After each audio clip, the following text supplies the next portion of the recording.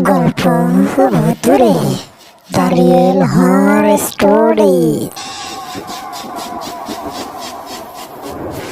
তো বন্ধুরা,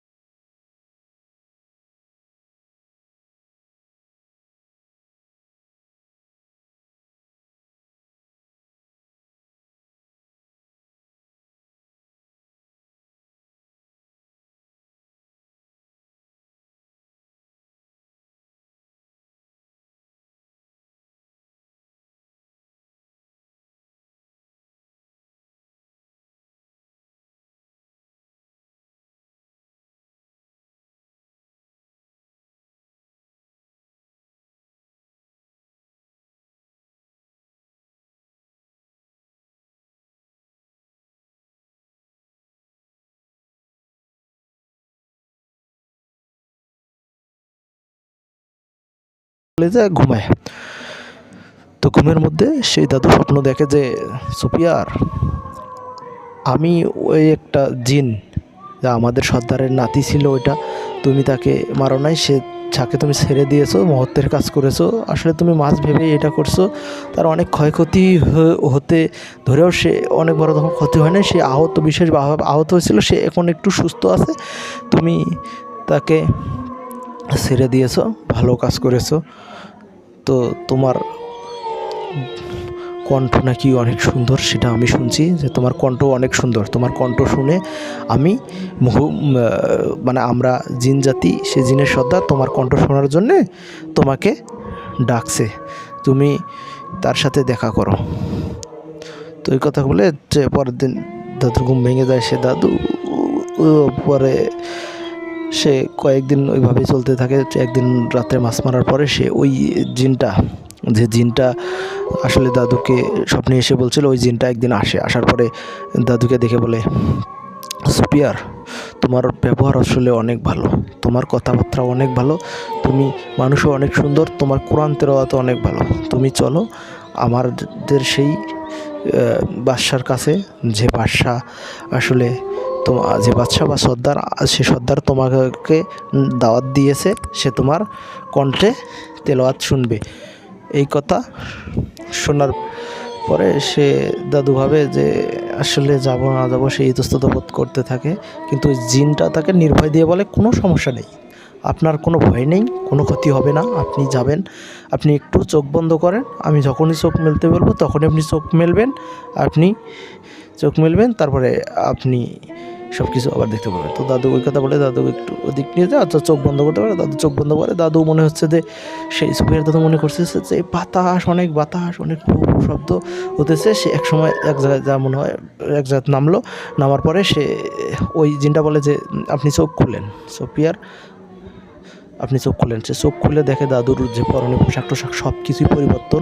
তার মনে হচ্ছে সাদা আলখেল্লা পরা এবং তার মাথায় পাগড়ি। এই অবস্থা দেখে দাদু নিজেও বিব্রত হয়ে যায়, সে ভাবে যে এটা কি হতেছে আমার সাথে। তারপরেও সে ওই কিছুক্ষণ ওই জিনটার সাথে হাঁটতে থাকে, হাঁটতে হাঁটতে সে ওগুলো দেখে, জিনেজের রাজ্য বলে যেগুলোকে, অনেক সুন্দর বাগান, অনেক সুন্দর নদীর মতো, এটা সেটা পাহাড় পর্বত, অনেক সুন্দর গাছপালা, এগুলা দেখতে দেখতে সে এগিয়ে যায়।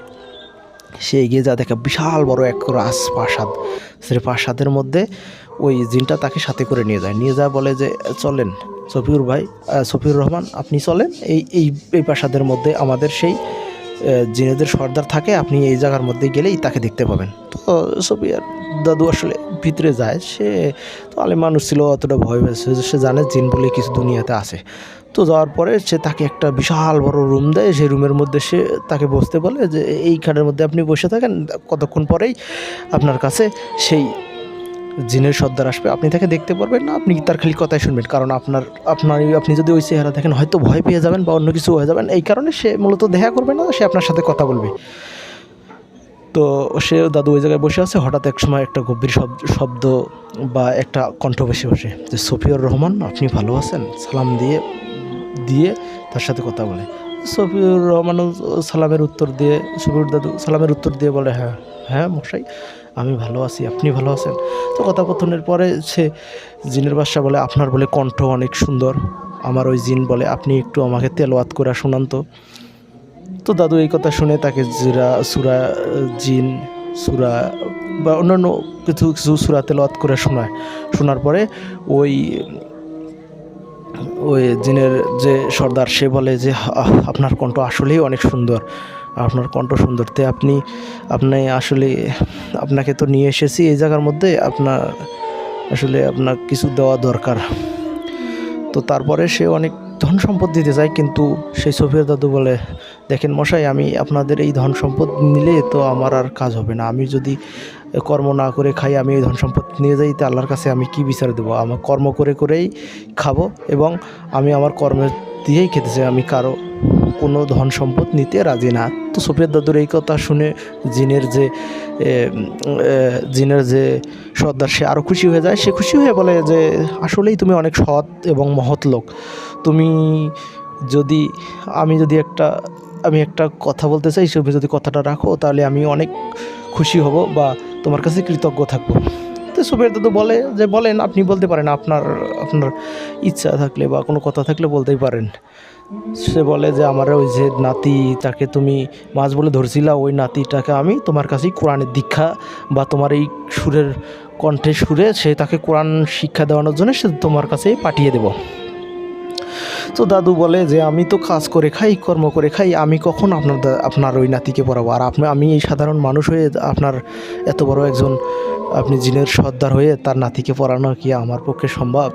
আমি তো সাধারণ একটা লোক, আমি কিভাবে আপনার ওই এত এত বড় মহৎ কাজ করব? তো জিনের সর্দার বলে, না, আপনি পারবেন আমার এই নাতিকে এত সুন্দর করে কোরআন তেলাওয়াত শেখানো বা সুন্দর করে তাকে কোরআনের দীক্ষা শিক্ষা দেওয়াতে। তো অনেক জোরাজুরি করার পরে দাদু রাজি হয়ে যায়। তো তারপরে ওই জিনের বাদশা বলে, জিনের সর্দার বলে যে আপনাকে কিছু না কিছু একটা তো আমাদের দিতেই হবে। তো আপনি যখন কর্ম করেই খাবেন, অনেক কিছু নেবেন না ধন সম্পত্তি, একটা কাজ করে আপনি এই যে একটা যে মাছ ধরার যে টেটাগুলো বলে এগুলো দিলাম আর একটা ঝুড়ি দিলাম, এটি আপনি নিয়ে যাবেন। আপনার আল্লাহর রহমতে কখনো মাছ ধরা কম হবে না, আপনি মাছ ধরবেন এবং মাছ কখনো কম হবে না। আপনি যেখানে যাবেন মাছ পাবেন, মাছ ধরবেন, আপনার কোনো সমস্যা হবে না, মাছ বেশি পাবেন। কি? তো মাছ পাওয়ার পরে আপনি দেখতে পারবেন, মাছ পাবেন, এই কথা বলেই সে জিনের সাথে জিনের যে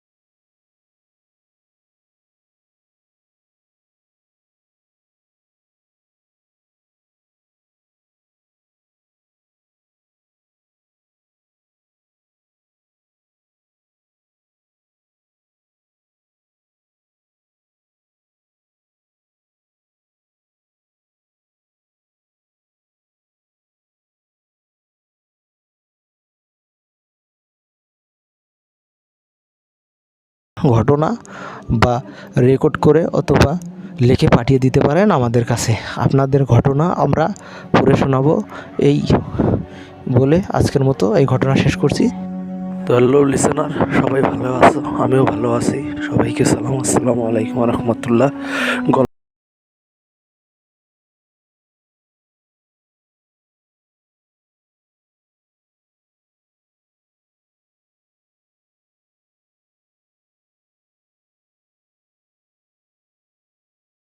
ঘটনা। গল্প হলো দূরে, দাঁড়িয়ে হর স্টোরি।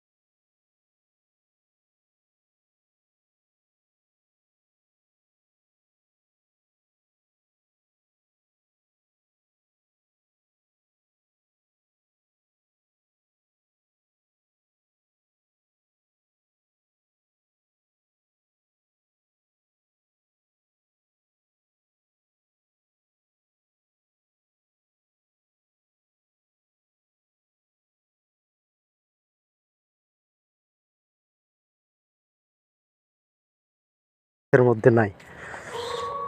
যে তারা দেখে এখন এক বাঁশ বাগানে কবরস্থানের কাছে এক জায়গায়।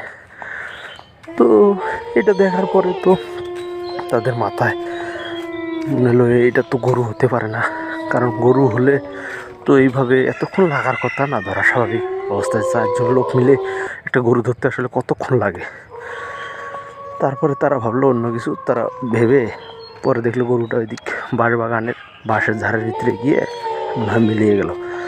তো 4 বন্ধু মিলে তাড়াতাড়ি করে বাড়িতে চলে গেল।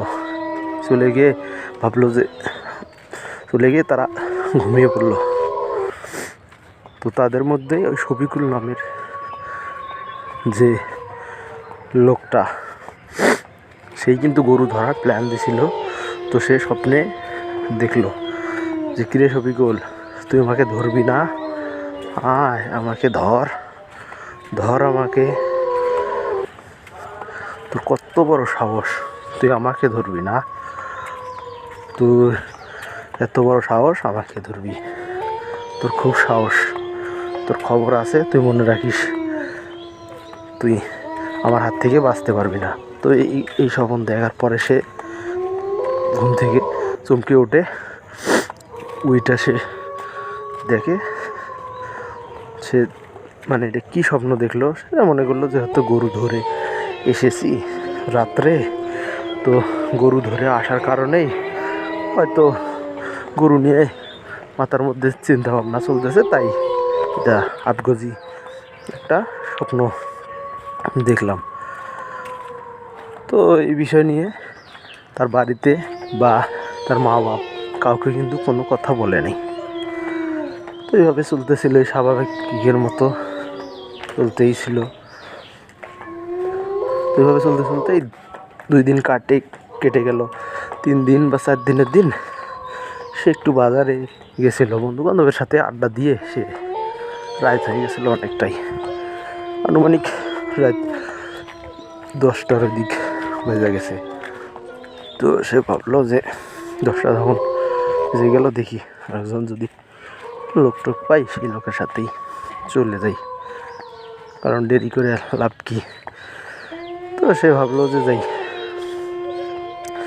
যাওয়ার পরেই সে তার বাড়ি থেকে বাজারটা অনেক দূরেই ছিল, প্রায় মাইলখানিকের মতো দূর। তো সে কাউকে না পেয়ে হাঁটা শুরু করলো। হাঁটতে হাঁটতে সে এগিয়ে গেল, যাইতেছে এইভাবে। সেই ওই একটা কথা বলে রাখা ভালো, ও যেদিক দিয়ে গরুটা ধরতে দিয়ে ওই বাঁশের ঝাড়ে মিলিয়ে গেছিলো কবরস্থান, ওইটা পার হয়েই কিন্তু সেই ছবিগুলো বাসাতেই যাওয়া লাগবে। তারপর সে এগিয়ে গেল, যেতে যেতে সে কবরস্থানের ওই জায়গায় গেল। কবরস্থান বা বাজারের ওই জায়গাটার মধ্যে সে চলে গেল। চলে যাওয়ার পরে সে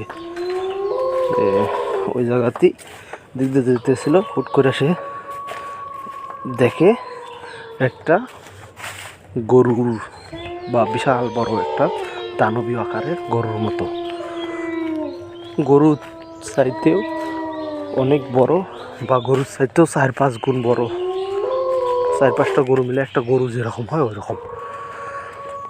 তো শফিকুল ওটা দেখে একটু দাঁড়ালো।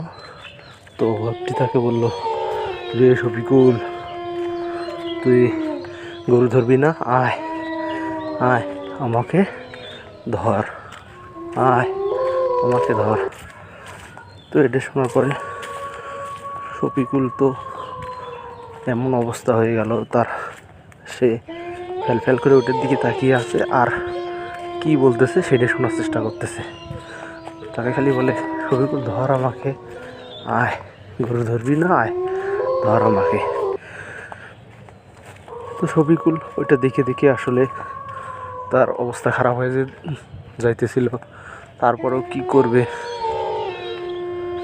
সে ভাবতেছে। ওইভাবে করতে করতে সে দেখলো গরুটা থেকে তা আস্তে আস্তে সে ছোট হতে হতে সে একটা বড় ছাগলের রূপ নিয়েছে,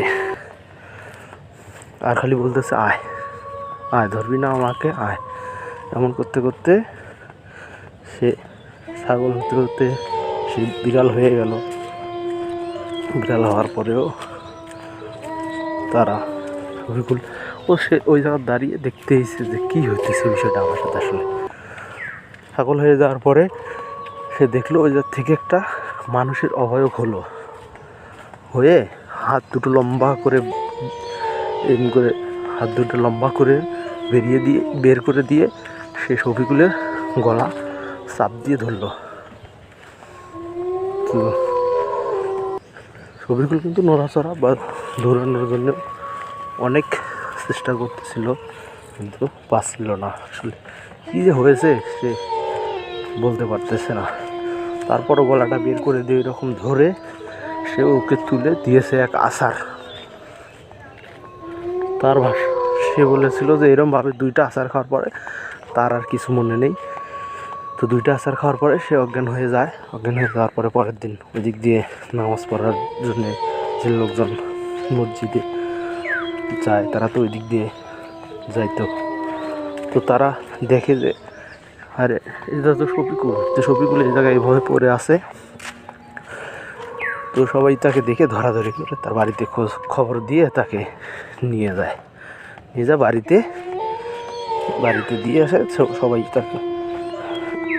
সবাই তাকে একটু পানি পড়া বা মাথায় পানি টানি দিয়ে তার জ্ঞান ফিরলে পরে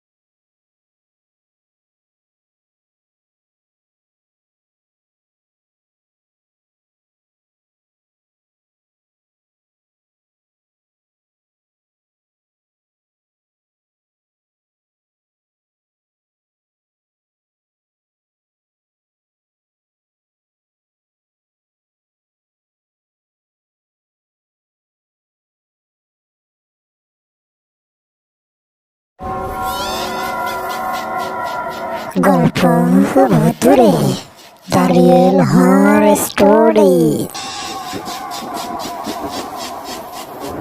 শুরু করছি আজকে।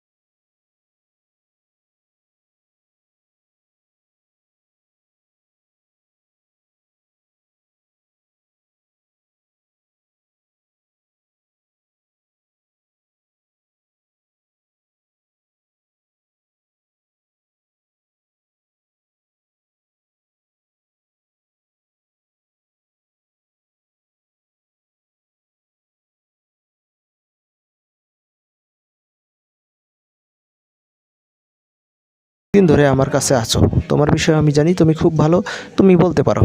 শঙ্কর দাদু বলে, আমি কি বলবো?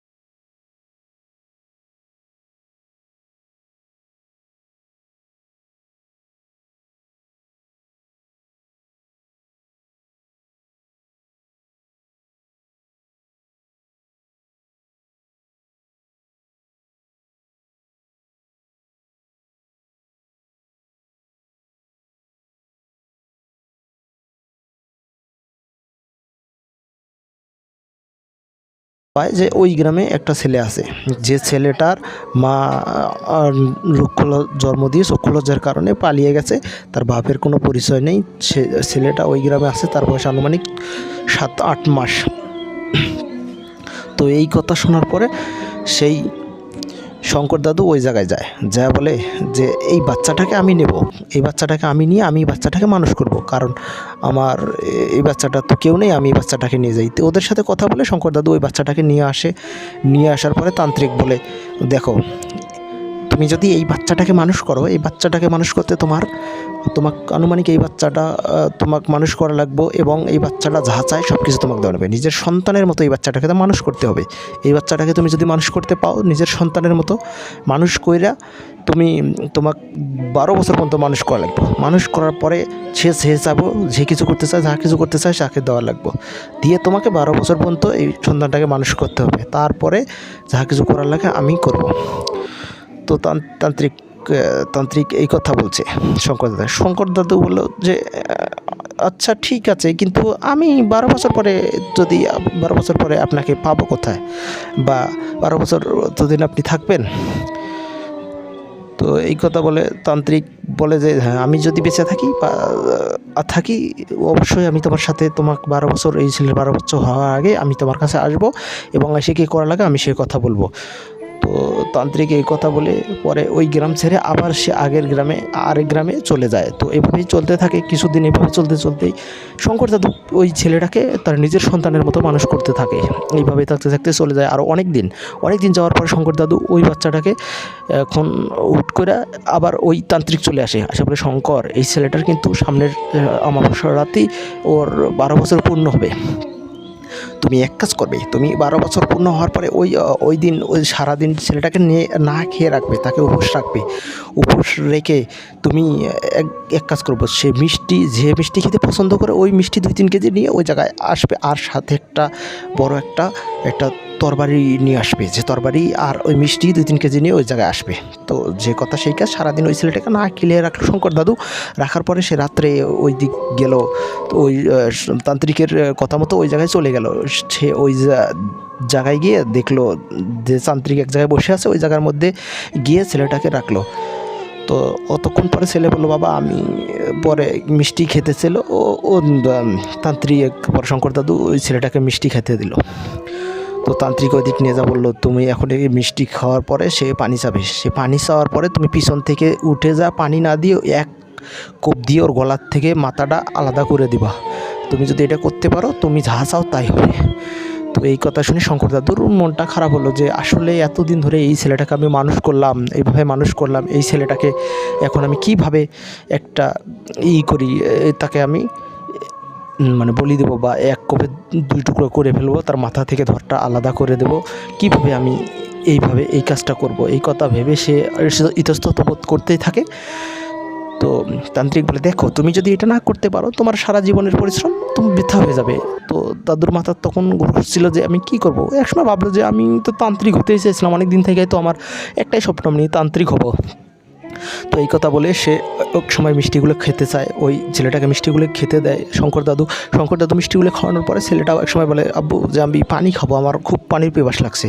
তো শঙ্কর দাদু বলে, ঠিক আছে তুমি পানি খাও, আমি পিছন থেকে তুমি থাকো এখানে, আমি পানি নিয়ে আসি। ওই কথা বলে পিছন থেকে যে এক কোপে কল্লাটা কেটে ফেলায় ধর থেকে। তো এইটা তো কাটার পরে সে বুঝতে পারে যে এটা আমার অনেক বড় ভুল হয়ে গেছে, আমার অন্যায় হয়ে গেছে। সে কষ্টে দুঃখে নিজের দুঃখে কষ্টে সে গড়াগড়ি খেতে থাকে এবং নিজের পাপের অনুতপ্ত করতে থাকে। তান্ত্রিক বলে, দেখো এটা আর কিছু করার নেই, তুমি যা করতে চাইছো তাই হয়েছে, এখন আর তোমার এটার থেকে বাঁচার কোনো উপায় নেই।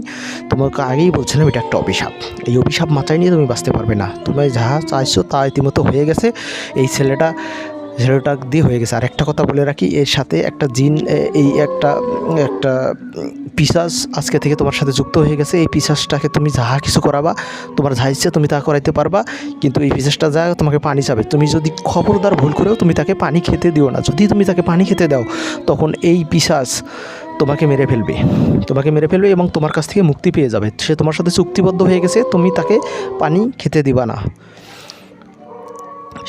শঙ্কর দাদু এই কথা শোনার পর কাঁদতে কাঁদতে ওখান থেকে চলে যাওয়ার পরে সে অনেক ভেঙে পড়ে, অনেক দুঃখ কষ্টে সে আক্ষেপ নিয়ে থাকতে থাকে। একটা ছেলেকে 12 বছর ধরে মানুষ করা, নিজের সন্তানের মতো, বুঝতেই পারতেছেন বিষয়টা কীরকম।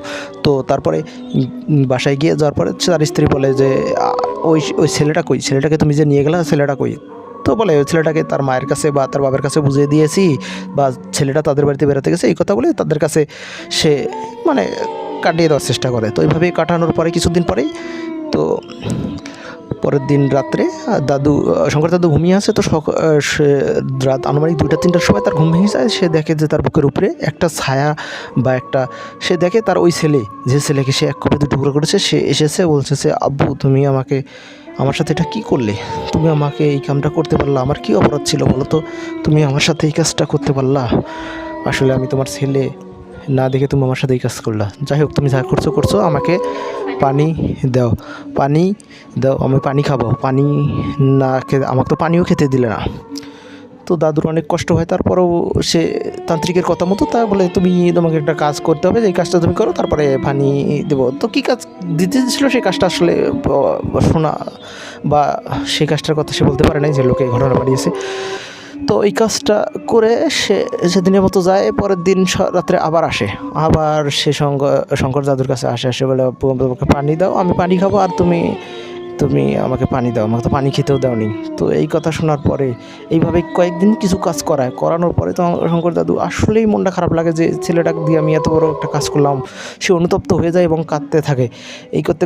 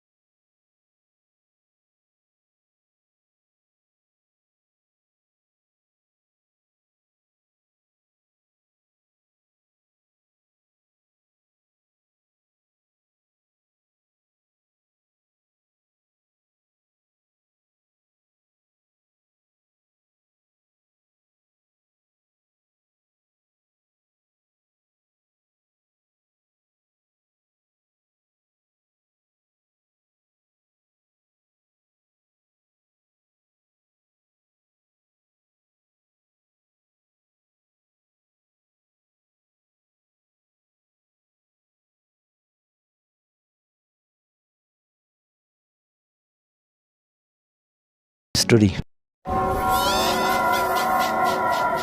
গল্প ভুতুরে দাঁড়িয়ে হর স্টোরি।